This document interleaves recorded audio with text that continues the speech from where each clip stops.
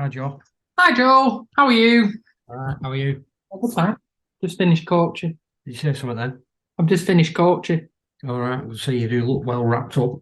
Cold, completely freezing. But there we go. Not to worry. You all right? Yeah. Been busy? Uh, yeah. Busy enough. How long do you think this one will be? I don't know. I don't know what we're talking about. Can't be long though, can it? Well, there's only one game, Yeah. and that doesn't need a. There were only 167 runs scored in that one game as well, so there's not loads to talk about. I think it more entertaining talking about the game than watching it. Yeah. Could go with that. Because it was a turgid affair. Turgid. What a great word. Turgid is. Fabulous word. Yeah. Thank you to our 4 sponsors for supporting our podcast. Johnny Russell's Art Caterers and Milltown Pies, Alexander Grace Law, Jez and Lisa's Spoonful of Sweets, and SPE Furnishings. Links to their websites are available in the show notes and on our website. Don't forget to subscribe to get all the latest episodes as soon as they're released.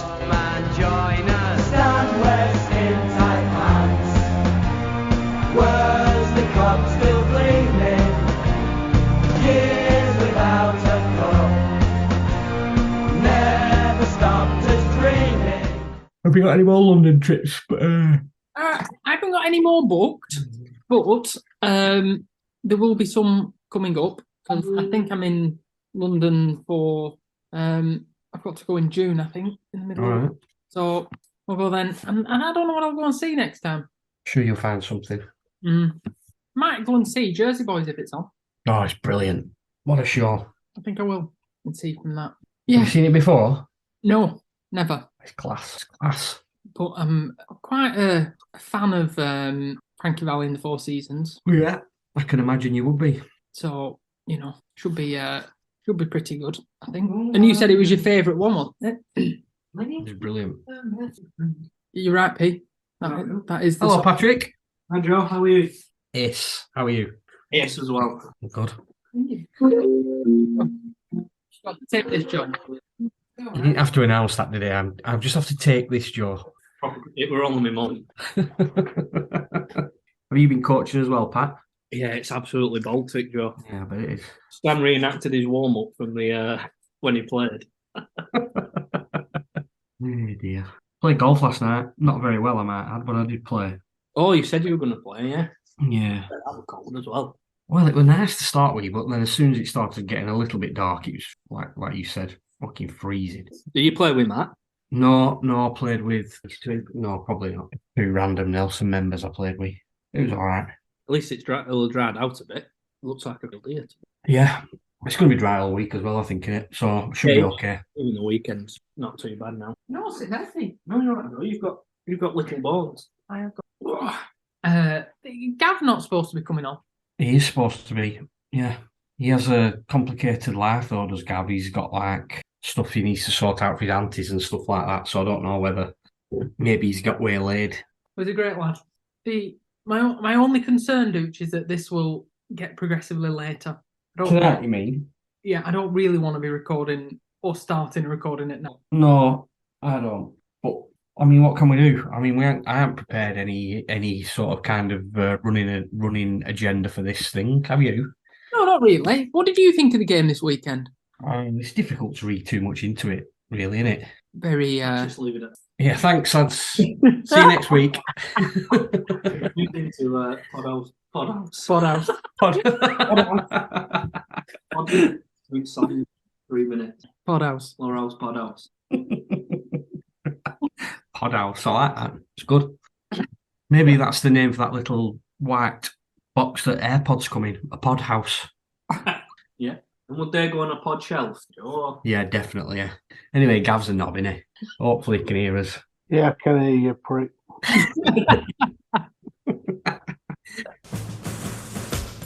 Nicky and Charlie, Frank and Stan got stuck in a water loop. Charlie tossed one in the air and Frankie followed through. Put your video on, Gav, then we can see you as well. I'm on my phone. What, has it not got a camera on it? Yeah, but I can't be asked to turn it sideways. So does it matter, really? No. Sounds like you're in a fucking cheerful mood anyway, Gav. Fucking 8:30. It is. Let me just go back on that chat. Yeah, option 3 is okay with me, I think you said, Gav. Well, just no problem, no problem. Team player, me. Did you go to Rotherham last night, Gav? Right, okay. I watched it on Red Button. Did you watch it? All right, I asked you if you went, and then it all just went quiet. So I just wondered if you dropped off. I didn't watch it. No, I didn't realize. To be honest, I didn't even realize it were on Red Button. Yeah, coverage weren't great. Camera angle weren't fantastic, but it was obviously better than now. Yeah. There were no commentary. There were. All right, they had it on here at club with no sound on. It weren't up to much, Patrick, so you didn't really miss her out a lot. But who's that? Who were that? Who did that? Put commentary on. And the camera, the camera was really far away as well. So, and because it were on Red Button, you couldn't rewind or normal play or anything. So Stanny's at the game, Matt Stanny. So when they equalised, he's saying that looked like a foul goalie, were it? I said, honestly, mate, you can't replay, and they didn't even replay any of the goals. Do you know what I mean? So what score was it? 2-2. 2-2. Bit of more. Don't mess. As we say, Benny, don't mess with my 2-2. Correct, Gavin. Yeah, what a tune. Absolute banger. I'm familiar with that one, the Martin Boys. Don't mess with my 2-2. And I know the first line, which is don't mess with my 2-2. No, I don't think it is. I know you got another one. Don't mess with my 2-2. I know that line. Who sung it? Oh, I do know this actually because it's been a running gag. Originally, it was Fats Domino, but I don't know the version that we're all familiar with. I'm not sure who sang that. That's a DJ. Semi-professional. Semi-professional, correct? Yeah. Pro DJ. Denise LaSalle, Gav. That's it. Oh yeah, that right. That's the bugger. I mean, realistically, are we gonna do anything on this on Podhouse? On Pod Time? Well, no. If it gets 9 o'clock, Podsville. Yeah, just give him 5 minutes. If he's not here in 5 or 10 minutes, we'll just fuck it off. And because Jez is the anchor, isn't he? He's the glue that holds it all together. Yeah, and he'll be the only one who's like done any kind of prep for Absolutely. All I did was look at card about an hour ago. Yeah, same. That's about it. Any of you crazy kids on the home football on Saturday? Oh no, you'll be playing, won't you? Benedict, are you going up turf? I'm golfing, and they won't be playing because they're playing on Sunday, not Saturday. Oh, is it? That's how much prep I've done. Fucking, I don't even know what they were playing. No, I'm not going on. Who are they playing? QPR. Yeah, QPR in it. Yeah, the Rangers of Queen's Park. What's your thoughts on Gareth Ainsworth, Gav? Grade A bell end. Strangely entertaining when he's not manager of your club. I think he has too many buttons open on his shirt. Yeah. Did you see? Oh, I didn't see it live, but have you ever seen that video clip of when Jeff Stelling takes me a case of him on Soccer Saturday? No. They do an interview with him like before a game or whatever it is, and he's there with obviously with his buttons undone down to his like bloody chest and all his bloody chest there, right? And it goes back to the studio, and Jeff Stelling's like, "Wow, camera's been off him." He's like undone all his shirt. And like took his tie off and like pretended it was very funny. If I come across it, I'll send it to you, but it's very funny. Did you have a few beers on Sunday night, Gav? No, we're on for 8:30. Good morning. Most unusual. Right, yes. It's an unfortunate freeze, isn't it, from Jeremy? I know, I don't think it's a freeze. I think it's his profile pic. Right. All right, so. Canella, where are you two in Iceland? It's freezing, Jez. Don't be ridiculous. We've just been coaching, Jez. You can't see. This isn't a good picture, but I can't feel my index finger. Mm-hmm. Where's Gav gone? I mean, yeah, now can you? He's not on video because he's on his phone. Well, I'm trying to now do it. I'm trying to do it for the last 5 minutes and I can't work out. Oh, there we go. Don't be naked, Gav. All right then. I'll just go and get dressed. Hang on. It would have been really funny, Gav, if you'd have turned up like Gareth Ainsworth. You'd undone all your buttons on your shirt. Oh, I've done it. Can you see me now? No. Can you see me now? How far away there? You know, how hard work is this, man? And if I play Don't Mess With My Toot Toot on YouTube, will you be able to hear it? Let's give it a try. Possibly. I think there's a way to share your audio. Oh, you got another one. Don't mess with Host disabled participant screen sharing, so it won't let me do it, Joe, because you disabled it. I think it is, yeah, but they can't hear it. I don't know how to enable sharing. Where's Jez gone? Have you ever thought of going to Canada? Canada. Funnily enough, Jez, it's on the list. Why? I think I'm going to go to Niagara next year. In Canada? Yeah, on the Canadian side, yeah. Right. Get this fucking Gav's on twice now, fuck's sake. I'll tell you what, how can you soar like eagle when you're getting pulled down by turkeys? You got Chuckle there with the bob hats on. We can't see you, Gav, no. We can hear you, but we can't see you. Fucking hell. I think we're happier that we can't see you, to be honest. Yeah, we can crack on. Yeah. We'll just use our imagination. Hello, everyone, and welcome to the Housecast, Lowerhouse Cricket Club's podcast. And what a great feeling it is. The start of the 2023 season. One game under the belt, lovely weather, nice and warm. Everyone's happy. Hey, Joe Martin, how you doing with your bobcat, your gloves, your scarf, and your parker on? Very well, thank you, Jez. It's cold. In your Joe Martin room? Yes, and the heating is on. So Well, turn it off. How much is that costing? I don't know. Could do some star jumps. Oh, burpees. So how's it going, Joe? What, after the first game of the season, we'll talk about the game later on. You feeling in good spirits and you're all fit and training? Yeah, it was a good start. Good atmosphere in the first team.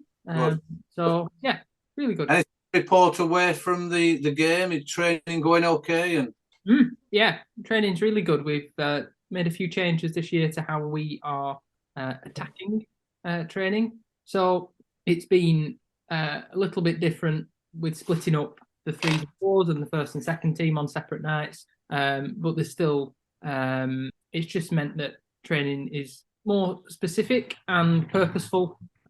So it's been really good. But it's, I mean, I know we take the mickey and laugh and joke about it, but it's good to see that you're moving on with the times and you've got to do that and keep ahead of it because other clubs are doing exactly the same. So good on you, good stuff. So anyway, we'll go from, we'll come back to you, Joe, when we're talking about the game and about cricket and a few other bits and bats. Duke, how are you going on? Good, thanks, Jez. Very good. Like you, glad to be back. Glad the season's underway. Yeah, it was good on Sunday, wasn't it? Duke to myself had a couple of circuits. It was cold and it was, you know, if the ball's not smashing to all quarters of the ground, but sometimes those games are good. I enjoyed it. Duke. Yeah, you have to find your own ways of entertaining yourself, haven't you? Like discussions about the first day of the new century and things like that. I was going to say, it's a very unfair. I mean, I found that extremely. I don't think so. We'll come on to that. We this was when you were actually fielding. It's hard going, isn't it? It's hard going for you. It's hard going for us. But I think we've got that knack between us that we can talk about other things other than the cricket and come up with, you know, sensible conversations. Google's not allowed when questions come out. Duke and I will chat it through, try and work things through, and then you've got the galoot walking behind us. Anyway, Gav, how are you going on? Hello. Yeah, I'm good, thank you, Jez. How are you? Yeah, all right, Gav. You still can't sort your camera out, can you? No, I can't work it out. I will. I'll get it sorted for next week. I promise. All right. Okay. So Great. We've got Gav on audio, but there's nothing. But it's like a blob, a big head, and a blob of a body on the screen for us. Rather than my usual athletic appearance, you know what I mean. And that's Gav. So how did you stop for a few pints afterwards, Saturday, Gav? You said you were going to be home early. Yeah, I walked home with Paul Stanley. I'm probably home for about 8:30, 8:45, something like that. I left Stanleyton at it after his day of graft. Yeah. Should I say Dave's day of graft? And but no comment. Yeah. No, it was. You don't. Yeah, we had a couple of pints and don't have to go on the lash every time we're there. So yeah, we'll move on to the game. We've said previously we're going to try and do one each Monday. It's so difficult with people's commitments, etc., etc. But I promise we will try our best to get something in. So we've got a great guest on tonight to talk us through the game and how it panned out, etc. We've got the T20 skipper and current vice captain of the first team, Paddy Martin. Hey, Paddy, how are you doing? Very well, thanks, Jez. Good. I see you snuggled up with your brother in the Joe Martin room, keeping warm. Are you cold or not? No, I'm all right. We just finished coaching, so that was a little bit. Right. Okay. He's got the heating on, he is. But you've still got your hats on. So what age groups are you coaching this evening, Paddy? So Wednesday nights is the younger one. So we have the under-9s and under-11s there. Okay. And a few under-13s who can't make. Right, okay. Oh, it's great to see plenty there as well, even though it was cold. We're a bit light tonight, but that's because I think there were 3 games on tonight. All right, okay. Yeah. Do a little bit more. Brilliant to see. And there's less. Keep it going. So let's talk about Sunday. Ramsbottom at home, 50 over game. I mean, I think it's fair to say when we were all looking at the conditions and the weather I know it wasn't 50. I'm just building up to that, Joe. We were all looking at the weather on the Wednesday and the build up to it. There was talk within the league clubs of cancelling the whole set of fixtures and maybe moving it to another day, but that wasn't voted in. So the fixtures went ahead, and I think a little bit of luck with the weather, but also some fantastic graph from the ground staff led by Stan and Dave Waddington and others. And I've got to say, Paddy, when I turned up and saw, I got there after about 4 or 5 overs gone. It looked fantastic conditions, for the time of year. What was it like? When you turned up at 12 and you were going out to have a look, were you comfortable to play in it? Yeah, I don't think there was much difference between 12 o'clock and 10 past 2 when we started. No. But obviously, you go through the due process of everyone to play and such. Yeah. There are a few soggy patches, but of April. Yeah. And it's rained a lot since Christmas, really. So. Yeah, it has. We have had a lot of rain on the build up to that, and that's why I think it's a case of the games called off, like quite a few were, because it's not fit or it's dangerous, and the umpires would make that decision if the 2 captains said we're going to go ahead and play. But for some reason, I mean, I was down there and I was chatting to a few people. It didn't appear to me that Rami was mad keen to play, and I think that's borne out by the report that's come out for Rami. Can you comment on what was going on there? It's a bit strange, first game of the season. Yeah, you think there'd be the first game of the season keenness, so I don't really know what they were thinking. But when I spoke to Tom, their captain, he didn't think it was fit. Then obviously thought it was fit. Right.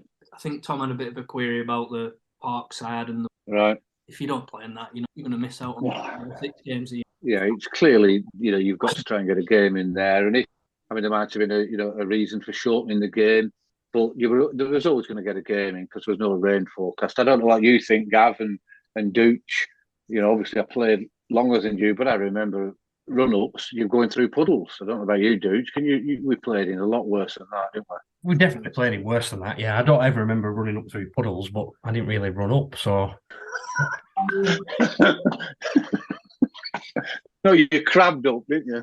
But yeah, I thought I was actually surprised when I went down a bit early. I went down about 11 o'clock in the morning just to see what prospects were, and I was surprised with how good it looked. Obviously, testament to Stan, Waddle, and Roger who'd done the graft. But yeah, a bit surprised that first game of the season they didn't want to play. But if that indeed was the case, it might have been some other motives. Gav, you'll have played in conditions worse than that, wouldn't you? Absolutely. And not more than got on with it. But no, yeah, I think Paddy nailed it earlier. At the end of the day, start of the season, you've got to expect, it's not going to be perfect, is it? It's not going to be like a bowling green, is it? I think you've just got to, as long as it's not dangerous, you've just got to turn up and make the best of it. And unfortunately, common sense prevailed and we got quite a decent, 40 over game in. Yeah, and I do think we've all been there. We've had a bit of chatter on our WhatsApp group, haven't we, about teams turning up and we're not wanting to play. I can assure you years ago, never first game of the season, but there's some games I've not wanted to play where you end up and it's been absolutely, it's been the conditions aren't great and the opposition are desperate to play you because they know they're going to be inside 2 hours. But that's it's different. First game of the season, Rami, they're a good side. They could be fighting for honours, and it just sets off the tone quite poorly, I think. And that's what happened. I mean, the conditions weren't dangerous at all. I don't think, Paddy. There was nothing flying around or there was nothing jumping off a length. I think it was slow, maybe a touch low, moved a little bit. Is that about right, Paddy?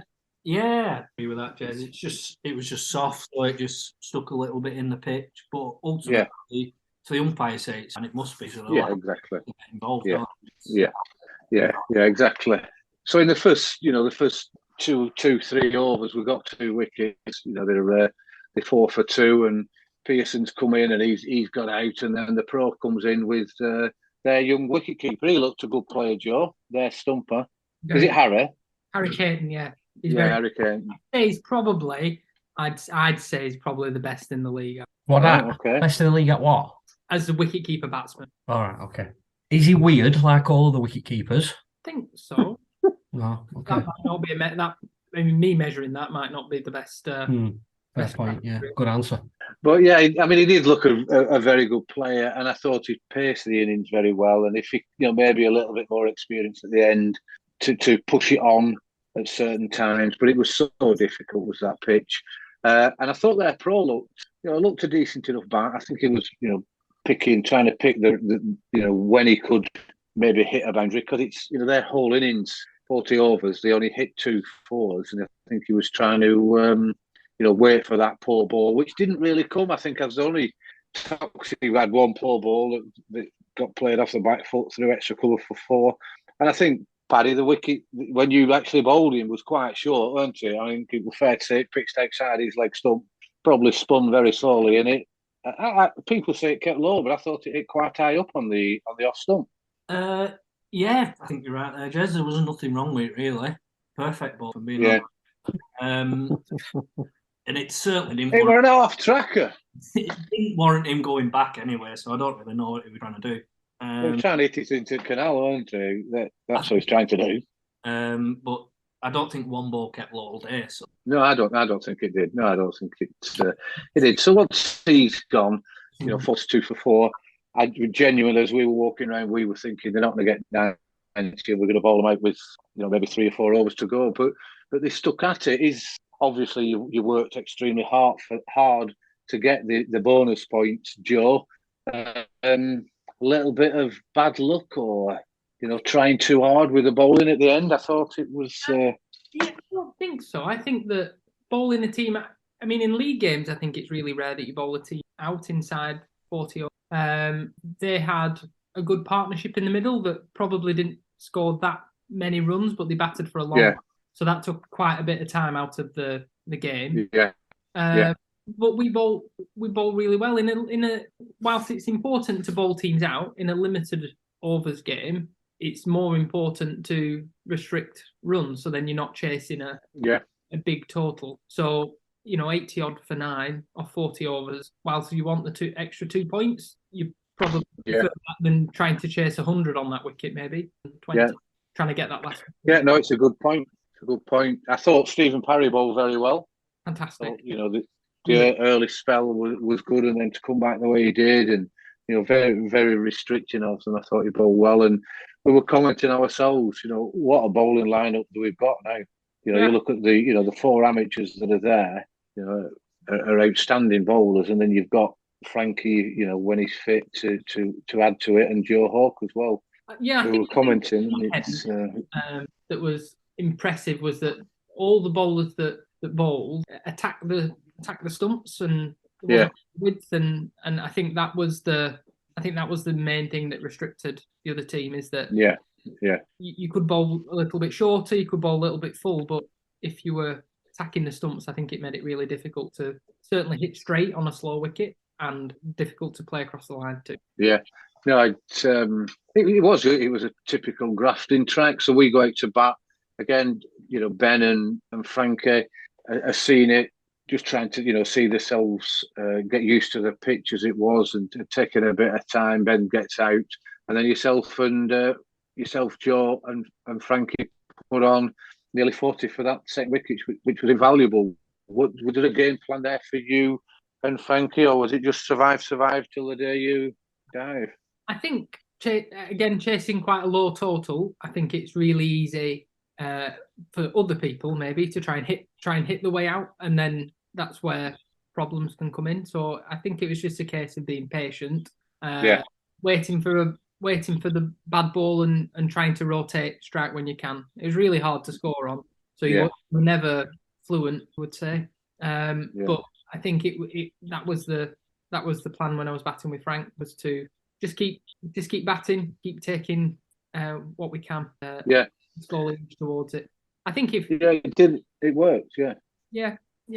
I think if we were needing 30, 40 in the last 10 with wickets in the 10, I think that we would have been comfortable chasing that with perhaps the explosiveness of our way to go about it. And I also think that, I mean, is it proof that when the pro came in, it just made it look, he was a different player to everyone else. Yeah. I thought the way he played it, how much time he had and where he worked, where he could hit it. And no one was running many twos at all, but he was just making sure he was finding gaps. And so you're right, I think we probably could have chased that. Everyone was saying on the ground 120 would probably win that game, 130. But I'm not so sure really when you saw the way he came in, but where Ruan came in. But yeah, a great win in the end. As it turns out, nearly 6 overs left because of the way Ruan pushed it on. So a great win and 10 points. As far as, is there anything else noteworthy in any of the other games that were played at the weekend? Has anyone done any homework on them? No, I've not, but I think Francois deserves a bit of a mention for his innings. I thought he batted really well and really responsibly, and but for one, just bouncing a little bit more than others have. That did for him. But I thought he deserved to carry his bat, and I think I thought he batted really well, like you've said earlier. Frankie and Joe were superb, especially when we were walking around and we were thinking, are they going to send an hitter in like Joe Martin mentioned earlier? Would that have been a tactic? And we were quite surprised, if we're being honest, when Joe came out, but batted really. Sorry, me too. Yeah, no, but we were thinking, because it was so difficult to bat on, or it looked like it was. We were thinking, we're going to just send someone in to chance his arm and perhaps get a quick 20. But you came in and did the job. But I thought Francois at the other end always appeared in control, and I thought he was superb. And like I say, very unlucky to get one that just bounced a bit and did for him. Yeah, it's a good point, Gav. He batted really well. Yeah, it did. It was a good performance, good experience. Just looking through the other results, Burnley battered Littleborough, Burnley 176, Littleborough 71 all out. Crikey, that scorecard's interesting. 47, non-4, non-2, 4-6, non-4, non-4. Bit like when me, Gav and Joe played. I think, was there any other results? Does anyone know? Oh yeah, Clitheroe. Todd beat Clitheroe, yeah. Yeah, it's a good result for them. So yeah, first game, first win. Let's hope we push on from that. Is there anything else around the cricket side, Joe and Paddy, from the weekend, or for the coaching and training? I don't think so, Jez. There are a few games coming up this weekend for the twos, and the twos will have their first game this weekend, and third 11 will play their second game because the fourths have had a few. Right, good. It'll be good to see how that second team get on with a slightly new. Yeah. They're playing Colne at Lowerhouse on Sunday. Yes. Yeah, that's the second team do, and we will be featuring, getting Timmy on and talking her through the results for the thirds, fourths, and seconds as we as we progress through these podcasts. So I want to just move on to what is potentially being in the next couple of months a record-breaking Lancashire League achievement coming up, Joe Martin. Oh, right, yeah. I know you're shy and you don't like going into things like this, but it's a monumental achievement. Well, I think it's... If you don't mind me saying. Well, that's very kind, Jez. I think it's certainly a way of showing that I don't have anything else to do and I'm very single. But yeah. Is it worth just reiterating what the situation is? Yeah. For the listeners, I will. I'm glad you keep reminding me, Duke. What to say? Sorry. You're getting on a bit, Jez, and it is 9 o'clock. So for the listeners' benefit, Michael Bradley, who I think is about 6 months younger than me, is still playing at Nelson, wicketkeeper. A great player, could bat a bit, and has played for donkey's years, and is still playing. The records, and again, Nigel Stockley, we've got to thank him so much for producing these records, for the information he's giving us. Is that Michael Bradley played 300 games without missing a game between 1998 and 2008, I am led to believe. And our very own Joe Martin can break that record in I think it's 5 games. Right. If he plays the next 5 games, so we will confirm all this. Nigel's researching it all. So where he will become forever in the history, going backwards, have played the most games consecutively. But Joe, I believe you missed one. Can you remember which game it was and why? Yeah, I think so. From memory, it was 2010, middle of the season. I think I missed the game at home against Bay Cup or Enfield. Yeah, Enfield. Enfield, yeah. And I played the next day. That's what. And I played the next day. I was at a family member's wedding. 24th of July, 2010. Yeah, that was and I I don't but that was the last game I missed in any format. I was just going to say that. So for just short of 13 years, you've not missed one game. No, I played every single game. T20, Lancs Cup, horrendous. Worsley Cup, yeah, played them all. I mean, it's this lot will be trying to protect the Mickey, but and you say that it shows because I've nothing else to do, etc., etc.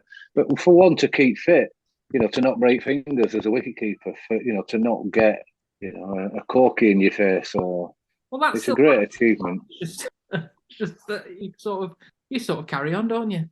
Don't forget, Jez. I played with Gavin Dooch and Charlie Blaise. Paul Stanley was the manager, so you just sort of get on with it, don't you? You're never going to be 100% fit all the time, so you just got to, crack on and see where you get. I think. Oh, good effort, Paddy. Have you any comments about it? Yeah. Controversially, Jez, I actually played that day, so I don't think he had to miss it. He just wanted to wear his James Bond suit. Quite probably, yeah. Actually, I actually had a linen suit on that day. He didn't have to miss Michael's wedding, really.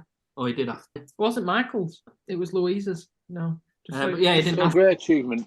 Thank you. Great achievement. I'm sure we'll celebrate it over a half of orange and water with you at some stage in the next 5 or 6 games. Dooch, anything you want to say about Joe Martin and that achievement? Yeah, I do. I just want to ask him, all these consecutive games he's played, did he actually play in the full games though? No, I didn't. No, one of them I didn't wicket keep. Really? Why? I broke my finger and knuckle batting against Enfield in 2015. Was it diagnosed, that break? No, but all right, okay, right. Fair enough. That's all I wanted to know. Oh, okay. He made it all up, Joe. Pathetic. Yeah, he banged. I remember exactly what happened. Just for the record, Jez, I couldn't move my hand. I heard a massive crack as it hit my hand. Liam Jackson. I thought that really hurt, so I carried on batting. I couldn't really grip the bat, so I took my glove off. My hand had gone black. So then I carried on batting. Nicked off to first slip. Put ice on it. Purpose. And heat. Yeah, of course. Ice on it and heat. And Paul Stanley said to me at half time, "Do you think you're going to be able to keep?" And I took all the ice off and the bandage, and I tried to move my hand, and it just made an almighty crunch. So Dick Bailey had to wicket keep, and Joe Beneducci actually. Yeah, I remembered this. Yeah, Joe Beneducci came on and subfielded, but also had tea. What a surprise! He had a tray of cakes. What's wrong with that? Of course he did. There's nothing wrong with it. I'm glad you reminded me of that. Yeah, I only played that half game, but then played the week after. Yeah, so in this massive consecutive run, Jez, he hasn't fulfilled all the games. So I'm going to write to Nigel myself, actually, and and I'm going to write to Mick Bradley as well. Yeah, and tell him. I think what's also shocking, Jez, is he hurt his hand batting, not dropping a catch. Yeah, which is quite interesting. Gav, anything about Joe Martin and his fantastic run?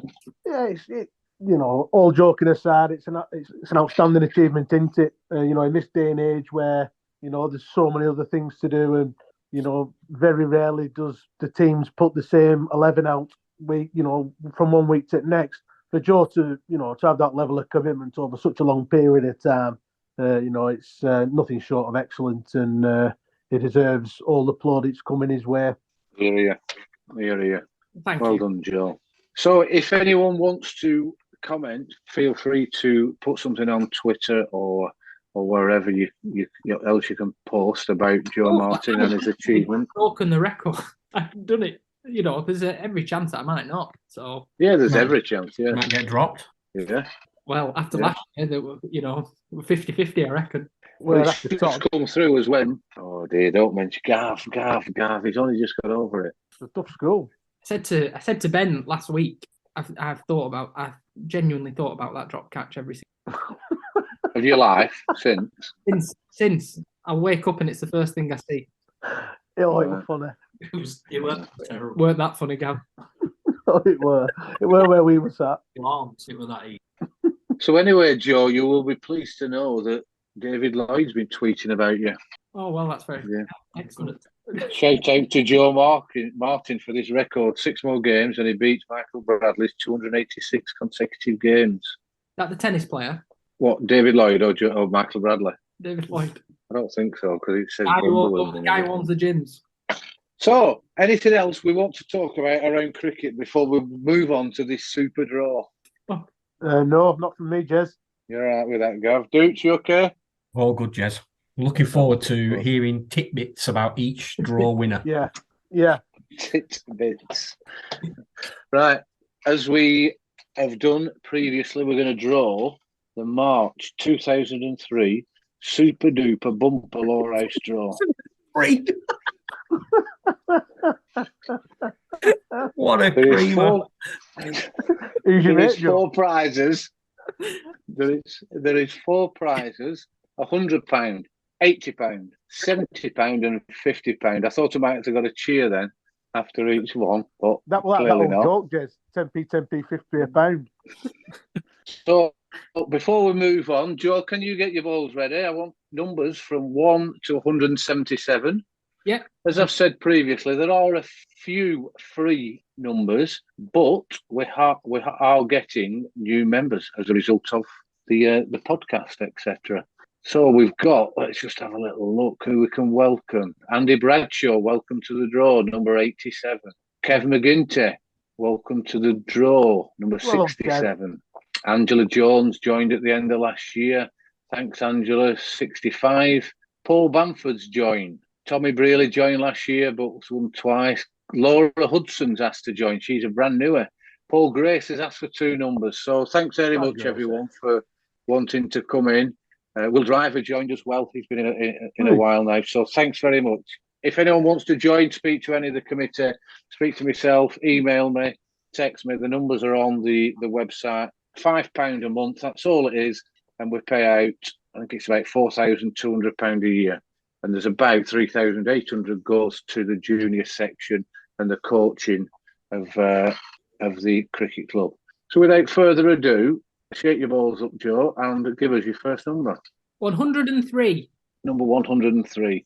Now, there'll be a couple of lads on this podcast that'll be absolutely over the moon with this. He's one of their mentors, best friend.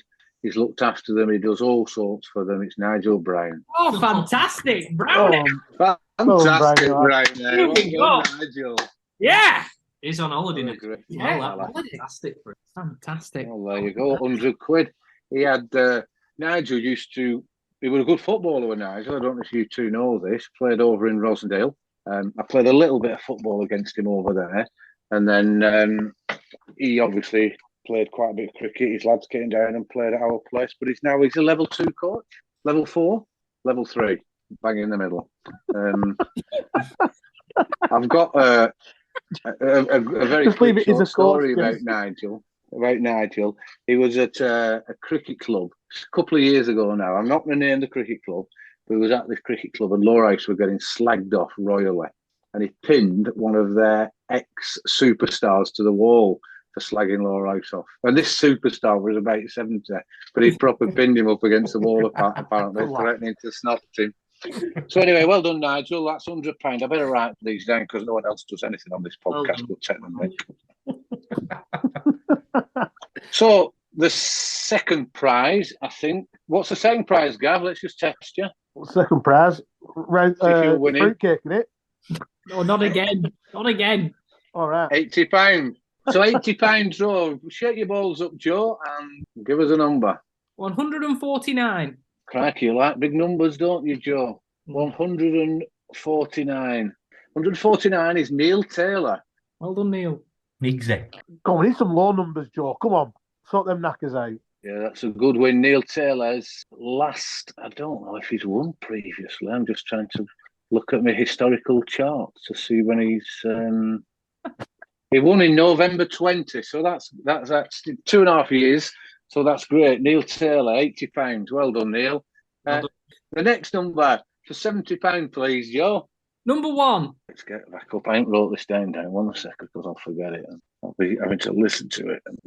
So right, number 1 is John Heaton. That's a good win. So next number for £50, please. 56. Number 56. Oh, classic. Number 56. Let's have a game of see if we can guess who he is if I give clues. Okay. It comes down all the time. And you can ask me questions where I can only answer yes or no. He comes down all the time watching. A really lovely lad. Is he an ex-player? No. Ooh. Look at Joe Beneducci's rubbing his head and sat in excitement. Is it Steve Parrington? No, but the similar sort of school, probably a bit younger. Similar sort of school. Chris Blizzard. Oh, younger. Oh, never. Sorry. Waste of a guess. That. Sorry.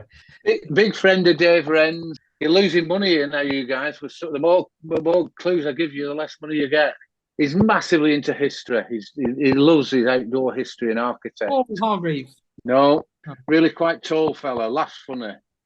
Clive. Spencer. It's Clive Spencer. Oh, fantastic. Good for Clive. Excellent. Well done, Clive. Well, Clive, that's a good win. So that concludes the draw for March. We're not going to do April's. We'll do that in the next couple of weeks. So is there anything else anyone wants to add before we wrap this up? No, not for me, Jez. No, you're all right, Gav. You ready for bed? Yeah. That's good. Duke, anything you want to add? No. Going to Walsden on Sunday to watch the boys win at Walsden. Oh yeah, Walsden away, innit? Are you going, Jez? No, I'm not. I'm Portugal. I'm going to watch twos. Yeah, nice, Gav. Yeah. What's your preview, you two Martin brothers, of the Walsden game? I think we've only beat them twice. Due a win. Once was in the semi-final, the cup, and the other one was a game at Walsden. No, they didn't play last week, did they? They were rained off at Haslingden. So I'm hoping. Well, I'm expecting Rouen to. Yeah. A little bit of rain forecast, isn't there? I think so. It's not going to do it any good. But good luck, lads. Thanks, Jez. Enjoy your holiday in Portugal. All the best. Thank you. And we will meet again. I can do it from over there if we can get some guests in. If you want to do one, Yeah, why not? maybe. We could do a daytime one, couldn't we? People are available. Yeah, it's available. Yeah, let's have a look at doing that. So if there's nothing else for anyone, I thank everyone for listening. Keep subscribing to all the different channels that you're supposed to, and get it on the different mediums, on cassette and things like that. And hope you're enjoying it, and we'll catch up soon.